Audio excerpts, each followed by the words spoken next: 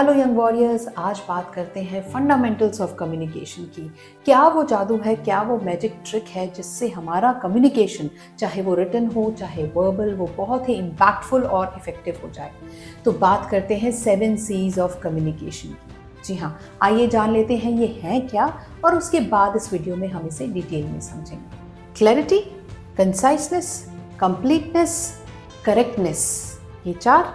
कॉन्क्रीटनेस, courtesy and consideration, ये 3। तो 4 + 3 हुए 7 C's ऑफ कम्युनिकेशन। आइए अब इन्हें एक एक करके डिटेल में समझते हैं। बात करें क्लैरिटी और कंसाइसनेस की, तो बच्चों क्लैरिटी का मतलब है क्लियर, बिना किसी डाउट्स के। जैसे आप कोई डेट, कोई नाम, कोई जगह लेते हैं तो क्लियरली उसको आपने लिखना है। कंसाइसनेस इज जितना ब्रीफ, यानी जितना शॉर्ट में आप अपनी चीज़ को सही तरीके से कन्वे कर पाएँ, उसे हम कहेंगे कंसाइसनेस।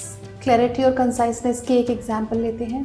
अगर आपको अपने दोस्त को ही कहना है आई will see you in the park, right, तो ये अपने आप में शायद आपको कंप्लीट लगे, लेकिन अगर आप कहें I will see you in the park at 5 PM, देखिए कितनी क्लैरिटी आ गई कि मैं अपने दोस्त से मिलूंगा आज पार्क में शाम को 5 बजे, राइट।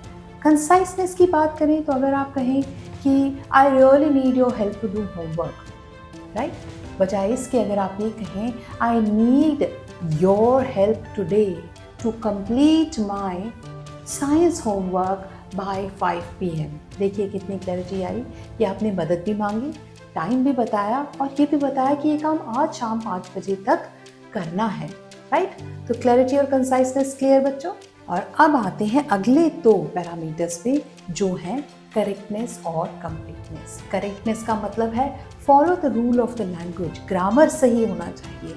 और कंप्लीटनेस का मतलब है एक पूरा कंप्लीट मैसेज जो आप किसी को भी देना चाहते हैं, चाहे लिखित रूप में चाहे ज़बानी बोलकर। फॉर एग्जाम्पल, कंप्लीटनेस का एक एग्जाम्पल हम लेते हैं, I would like to play with you in the park today at 5 PM, right? Or let's play football today at 5 PM in the park. So ये statement अपने आप में complete है। अब बात करते हैं concreteness और courtesy की। Yes, पहले courtesy को लेते हैं। courtesy यानी बच्चों जो हम salutation, जो बोलते समय हम बोलते हैं greetings, yes, good morning, good afternoon, hello, thank you, welcome, ये है कर्टसी। पर इस कर्टसी को रिटन कम्युनिकेशन में भी बरकरार रखा जाता है। Dear madam, dear sir, with warm regards और योर्स ट्रूली, राइट। सो ये ऐसे कुछ शब्द हैं जो एक इंसान को कर्टियस बनाते हैं। यू आर बीइंग थैंकफुल और grateful for having that communication. Concreteness की बात करूँ, शॉर्ट में आपने फैक्ट्स बताने हैं। For example, I have scored 50 on 100 in mathematics. मेरे मैथ्स में 100 में से 50 मार्क्स आए हैं। Yes, instead of if I say I have scored very low marks in mathematics, so you won't know. When I say low, nobody can understand how low. Rather, when I give a correct figure, an exact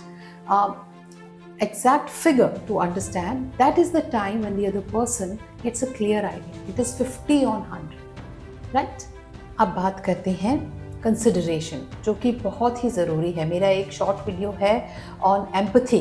yes, consideration कुछ ऐसा ही है।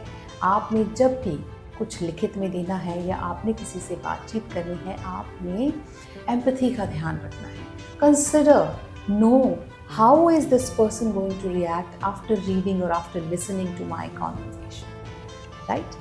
So, if you are writing for a leave application, yes, you need leave for say 2 days from your school and you're not well, there is a format, a typical format which is taught in all the schools generally, right? How do you start to the class teacher? You have a subject, you say dear ma'am or sir, or respected sir or ma'am, yes, and then you say that I wish to inform that I'm under the weather or I'm not feeling well and doctor has asked me to take rest for a few days, hence I request you to grant me 2 days leave, something like that. Now here you're sounding very, very pleading, requesting.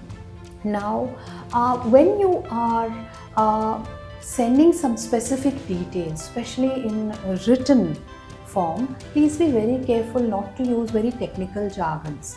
Yes, for example, if you use very complicated words, very high vocabulary, you need to first realize whom are you sending this to. मेरा ये भाषण या मेरी ये चिट्ठी या मेरा ये ईमेल है किसके लिए। तो जैसी आपकी ऑडियंस है, जो भी रेसिपिएंट है, उसी के हिसाब से आप डिफ़िकल्टी या कॉम्प्लेक्सिटी ऑफ लैंग्वेज को डिसाइड करेंगे। तो बच्चों, हमने यहाँ कवर किए 7 C's of communication. I am sure अब आपको क्लियर हुआ होगा कि किस तरीके से ये 7 C's ऑफ कम्युनिकेशन एक कम्युनिकेशन के फंडामेंटल्स को कवर करती है और सही करती है। अगला वीडियो बहुत जल्द ही लेके आ रही हूँ एक और इंटरेस्टिंग टॉपिक्स के ऊपर। तब तक के लिए बने रहिए हमारे साथ। हमें आपके फीडबैक का इंतज़ार रहेगा। Do write to us at info@revantham.com और support@revantham.com। और जाने से पहले सरप्राइज़ ये है कि रेवांथम आपके लिए ला रहा है एक complete e learning package on communication skills, जहाँ सिर्फ ये 7 C's नहीं बल्कि everything related to written and verbal communication is covered in detail. So keep watching this space. Do like, subscribe and share. Thank you. Jai Hind.